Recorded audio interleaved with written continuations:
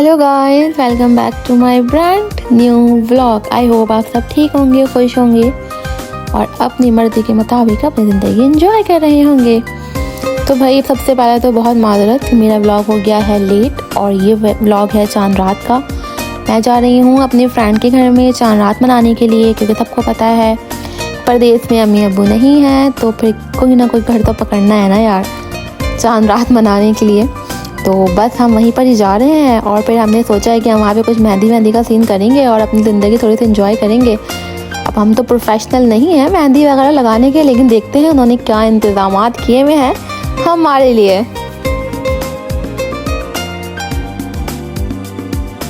और जनाब हम पहुँचे इनके घर पे। पहले हमने सोचा कि दरवाज़ा बजाएं, फिर हमने कहा छोड़ो यार क्या इतनी लंबी करना, बस खोलो और घुसो।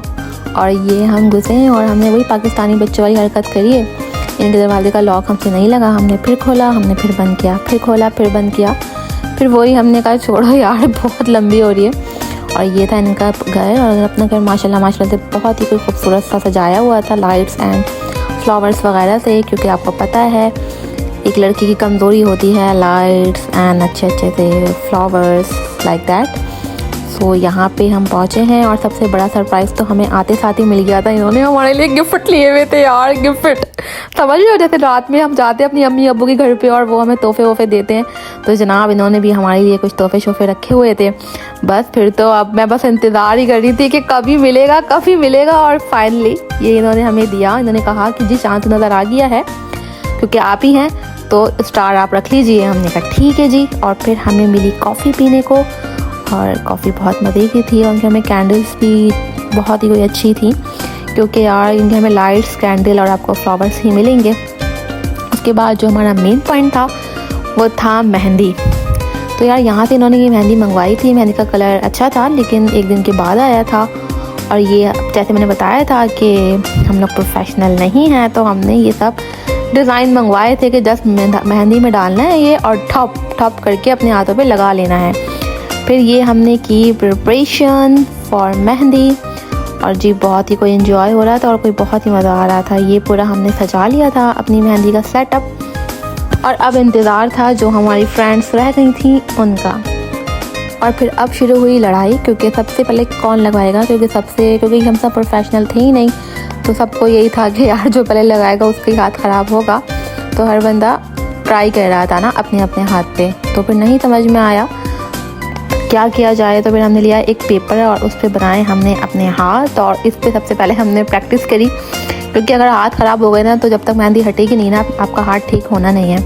तो जी हमने किया यहाँ पर प्रैक्टिस पहले, और उसके बाद अपने हाथ ख़राब किए, क्योंकि यही होता है यार जब आपको मेहंदी लगानी नहीं आती है ना तो फिर बड़े ही कोई पंगे हो जाते हैं। और पाकिस्तान याद आ रहा था वहाँ पे, यार आप कुछ पैसे दो और बोलो यार प्लीज़ रात में हमारे ना मेहंदी लगाने आ जाना। तो मेरी दोस्त है वो आ जाया करती थी ना मेहंदी लगाने के लिए एट द एंड। फिर फाइनली मेरी एक दोस्त, उन्होंने जो है ये जिम्मेदारी उठाई और सबके हाथों पे मेहंदियाँ लगाई।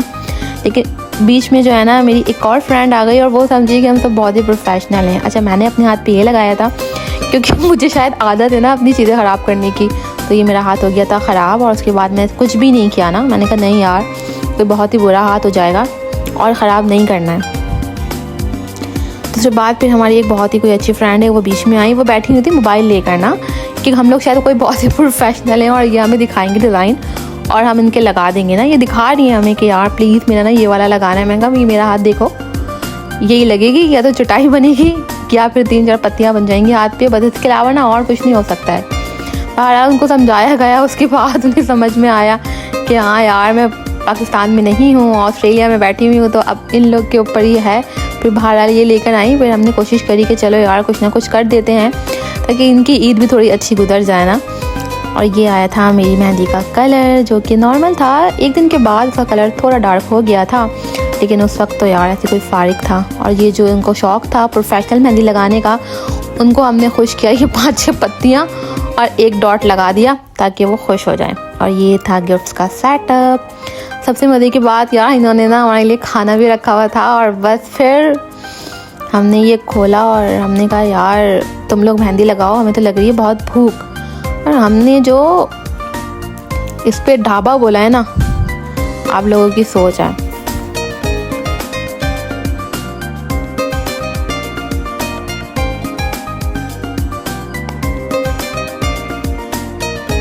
उसके बाद में प्रोफेशनल शेफ़ बनते हुए मैंने कहा ये ऐसे ही जाएगा प्लेट में, लेकिन ये हो गया उल्टा। और हमने कहा जी चलो काम हो गया। और भाई इन्होंने मीठा बनाया हुआ था, और मीठा यार कोई बहुत ही यमी और बहुत ही कोई अमेजिंग और बहुत ही कोई टेस्टी बना हुआ था। तो मैंने कोई 3-4 बॉल तो खा ही लिए थे। और उसके बाद फिर हमने कहा चलो यार बहुत देर हो गई, अब घर पे चलते हैं, क्योंकि घर पे जाने की सबसे ज़्यादा जल्दी ना मुझे ही थी, क्योंकि मुझे ना अपने गिफ्ट खोलने थे। और घर पे पहुंची हूँ मैंने सारी चॉकलेट वॉकलेट सब निकाली। मैंने कहा ओहो क्या क्या गिफ्ट में मिला है भाई, ईद हो गई ना हमारी, तो ईद से पहले ईद करवा दी थी इन्होंने। तो ये सब हमें मिला था गिफ्ट में, और हमने इनको देखा, अपने बेड पे सजाया। जैसे हमेशा होता है बचपन में ना, कुछ तोहफ़ा मिलता है तो सबसे पहले हम घर जाके, या कोई ईदी मिलती है तो हम घर जाके सबसे पहले यही देखते हैं यार कितनी ईदी मिली है और गिफ्ट में क्या क्या मिला है। तो मेरा बचपन शायद अभी तक गया ही नहीं है। तो जनाब मैं करूँगी अपने ब्लॉग को यहाँ पर एंड, और आप दुआ करिएगा हमारी दोस्त हमें ऐसे ही अपने घर चांद रात पे बुलाती रहे, ताकि हमारी चांद रात रंगीन होती रहे। क्योंकि यहाँ पे अम्मी अब्बू का घर तो है ही नहीं, और हमने उन्हें कुछ भी नहीं दिया था सिवाय दुआओं के। क्योंकि यार मैंने उनसे कहा कि यार हम तो तुम्हारे लिए कुछ लेकर ही नहीं आए सिवाय दुआओं के। तो उसने कहा यार दुआएं दे दो। चलो ओके बाय।